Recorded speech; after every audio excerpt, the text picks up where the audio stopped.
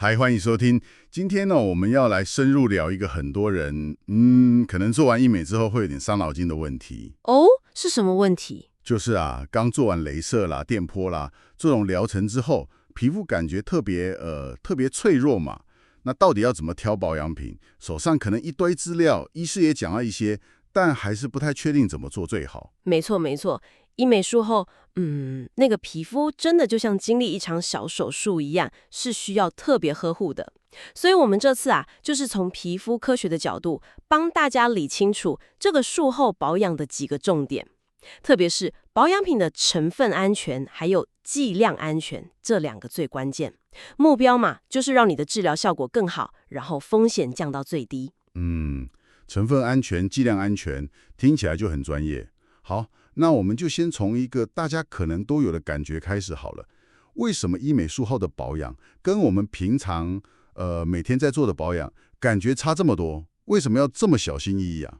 问得很好，关键在于很多医美疗程，它的原理，可以说是先温和的破坏，再诱发建设，就是用仪器给皮肤一些可以控制的小小的刺激或伤害。刺激听起来有点可怕哎。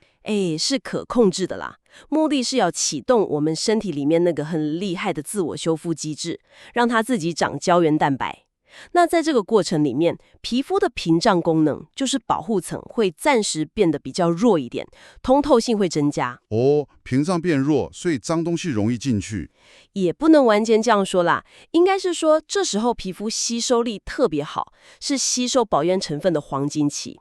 但反过来说，也比较容易受到刺激，算是一个机会，也是一个危险期。我好像有点懂了，就像那个家里在装潢，墙壁打掉一部分要重建，这时候最需要保护，但也最容易把新的好东西，像是好的油漆啊什么的弄上去。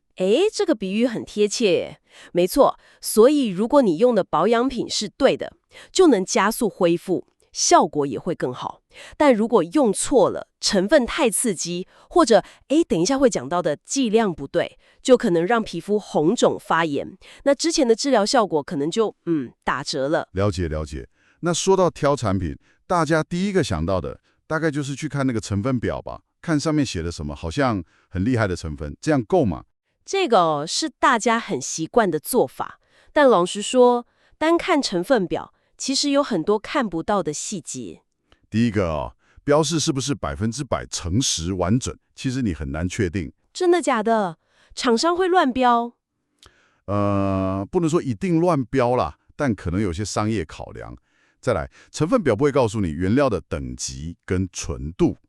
比方说，同样是写玫瑰萃取物，那它是用最贵的花瓣，还是连枝带叶整株下去萃取？是高纯度的化妆品级，还是杂质比较多的工业级边料？这个差很多。原料还有分等级哦，这成分表上真的看不出来。那浓度呢？浓度是不是也是个问题？对，这就是另一个重点。成分表通常是按照浓度高低排，但你不知道那个确切的浓度到底够不够产生效果，或者会不会高到反而刺激皮肤。还有更复杂的就是，不同成分加在一起，可能会产生一些你想不到的交互作用。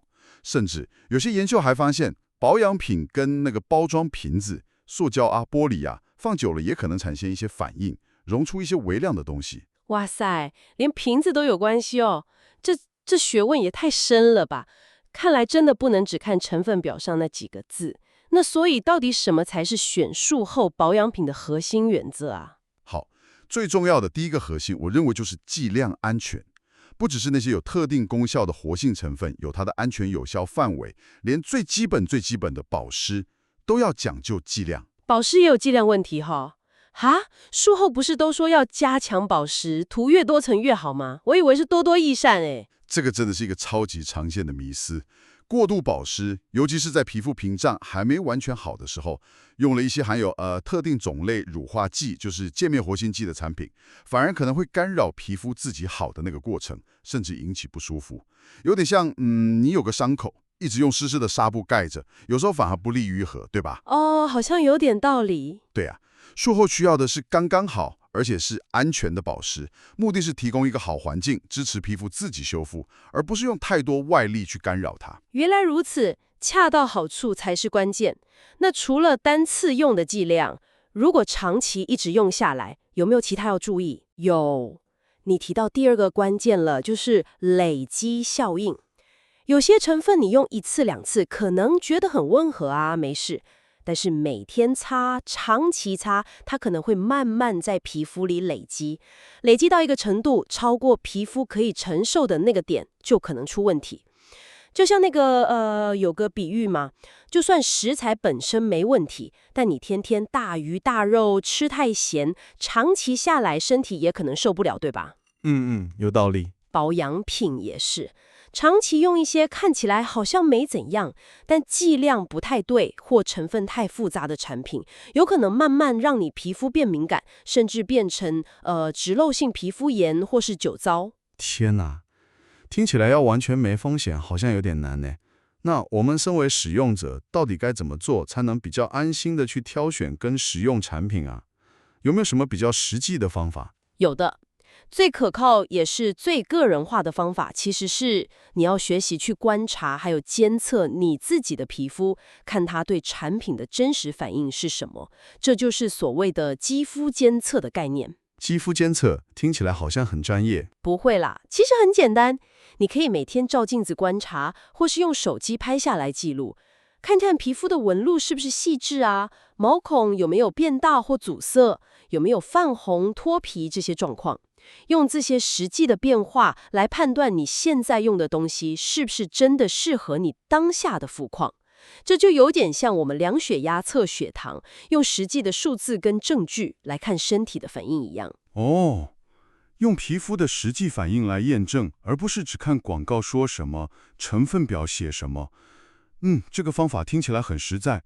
哎，对了，刚刚的资料好像也有提到，不止术后，其实术前的准备也很重要。非常对，古人说预则立，不预则废嘛。最理想的状况是，你在做医美疗程之前，大概1-2个礼拜就开始简化保养，目的是先把皮肤的基础打好，把保湿度、屏障的健康程度调整到最佳状态。这样做有什么好处？好处很多啊，这样可以让治疗过程更顺利，效果可能会更好，而且也能降低术后不舒服、副作用的几率。然后术后就接着执行我们刚刚讲的安全保湿的核心策略，避开那些已知的刺激物，像是酸类啊、酒精啊，还有不要过度晒太阳、待在高温环境等等，要很细心的维护，效果才能维持得久。这其实是一个完整的循环，术前优化、术中治疗、术后维护。好的，那我们来快速整理一下今天聊的重点哦。如果我们希望医美疗程的效果能够加成，而且风险最低，关键就不只在选哪个疗程，术后的保养品怎么选更是超级重要。核心原则就是要把握剂量安全跟成分安全，不要太多，也不要太少。而且最重要的是，要学会观察自己皮肤真正的反应，用证据来判断，不要再盲目相信广告或成分表了。没错，就是用这种比较科学、比较实证的态度，聪明的去选保养品，辅助皮肤好好修复，避开不必要的刺激跟风险。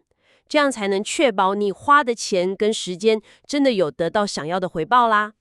说得非常好。最后，我们留给大家一个问题哦，可以回去想一想哦。既然我们今天聊到，连装保养品的那个瓶子都可能间接影响到内容物跟皮肤的反应，那么在我们平常的保养习惯里，还有哪些我们常常忽略，觉得好像没什么大不了的隐藏因素，可能在长期默默地影响你的皮肤健康，还有你擦的那些保养品的真实效果呢？